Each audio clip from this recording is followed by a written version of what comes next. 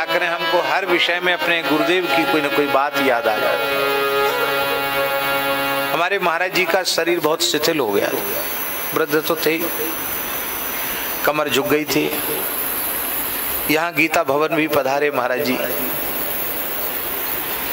जब कथा हुई थी 2 बार पधारे यहाँ, पूज्य स्वामी जी से भी मिले। और हमें वो दृश्य याद है कि महाराज जी को स्वामी जी ने कक्ष में कुर्सी पर बिठाया।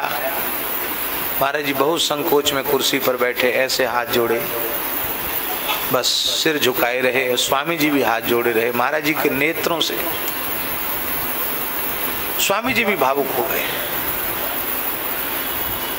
कुछ संतों ने कहा महाराज जी को स्वामी जी से पूछिए, कुछ कहिए।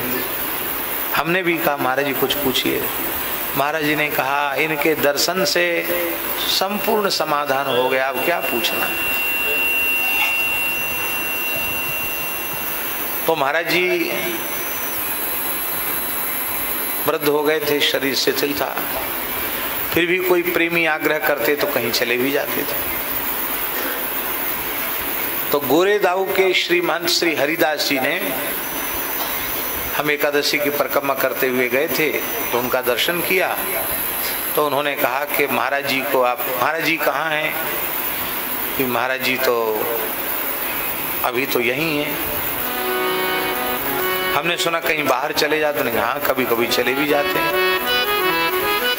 तो बोले पंडित जी ये तो बहुत गलत बात है, इस अवस्था में महाराज जी को बाहर घुमाते हो ठीक नहीं है, कहीं कुछ हो जाए तो। अब महाराज जी को बोलो कि अब कहीं न जाएं, वृंदावन में अचल हो जाएं। हमने कहा महाराज जी मैं कैसे कह सकता हूँ, आप कहिए, हमारा तो अधिकार नहीं है ना, हम उनके शरणागत हैं तो हम कैसे उनको सलाह दें, आप कहिए।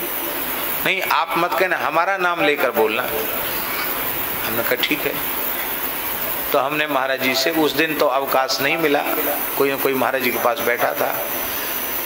दूसरे दिन सवेरे सवेरे द्वादशी को लगभग 5:30 बज रहा होगा, 6 बज रहा होगा, कोई नहीं था, महाराज जी अकेले थे कक्ष में। हम उनके चरणों में पहुंचे तो बोले सवेरे सवेरे कैसे आए, नित्य नियम हो गया? मैंने कहा महाराज जी हो गया। तो हमने श्री हरिदास जी की जो बात थी वो महाराज जी को बताई कि गोरेदाऊ के महंत जी ने कहा है, आपको दंडवत प्रणाम कहा है और कहा है कि अब महाराज जी बाहर आए जाए नहीं, क्योंकि शरीर बहुत शिथिल हो गया और कहीं कुछ हो गया तो। महाराज जी बोले देखो हमारे आने जाने का कहीं संकल्प नहीं होता है, कहीं आने जाने की इच्छा नहीं होती है। प्रेमी बहुत आग्रह करके ले जाते हैं तो चले जाते हैं, एक बार कह देते हैं कि शरीर इस योग्य नहीं है, फिर ज्यादा आग्रह करते हैं तो किसी को दुखी हम कर नहीं सकते, तो हम कहते ठीक है उठा ले जाओ और फिर धर जाना। हमने कहा महाराज जी ये तो आपकी उदारता है, ठीक है, पर कुछ हो जाएगा तो? क्या हो जाएगा? कुछ हाथ पांव टूट जाएगा, गिर जाएंगे, पड़ जाएंगे, इससे ज्यादा तक कुछ नहीं होगा। इससे अधिक होगा तो मृत्यु हो जाएगी, इससे अधिक तो कुछ नहीं होगा। ये उन्होंने उत्तर दिया। तो बोले ले जाने वाले को प्रसन्नता हो रही हो, जाने वाले को भी कोई दुख नहीं हो रहा है, तो आप मत क्यों दे रहे हैं अपना? मेरे पास तो उत्तर नहीं था, मैं क्या बोलता।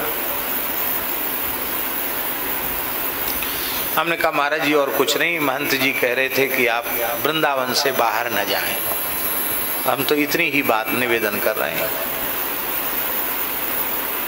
बस इतना सुनते ही महाराज जी अकस्मात भावाविष्ट हो गए। उन्होंने कहा क्या समझते हो, मैं आधे पल के लिए भी वृंदावन से दूर नहीं जाता। क्या शब्द थे उनके? आधे पल के लिए भी मैं वृंदावन से दूर नहीं जाता, निरंतर वृंदावन में रहता हूं। आधे क्षण के लिए मैं वृंदावन से दूर नहीं होता।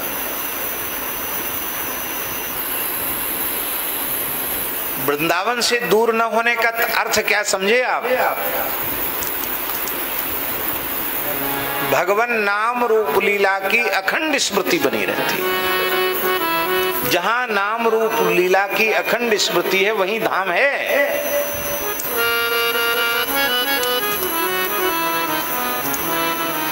आधे क्षण के लिए भी मैं वृंदावन से बाहर नहीं जाता। और देख लो, सुन लो,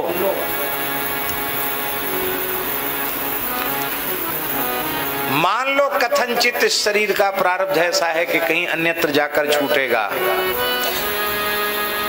तो इस देह में से प्राण निकलने के पहले वहां वृंदावन प्रकट हो जाएगा। क्योंकि मैं वृंदावन से आधे क्षण के लिए भी बाहर नहीं रहता।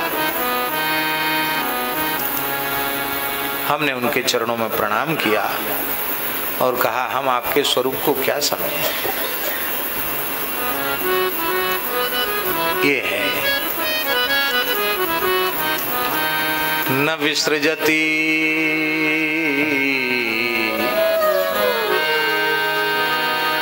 हृदयम, भगवान ही उन भक्त के हृदय को नहीं छोड़ते हैं।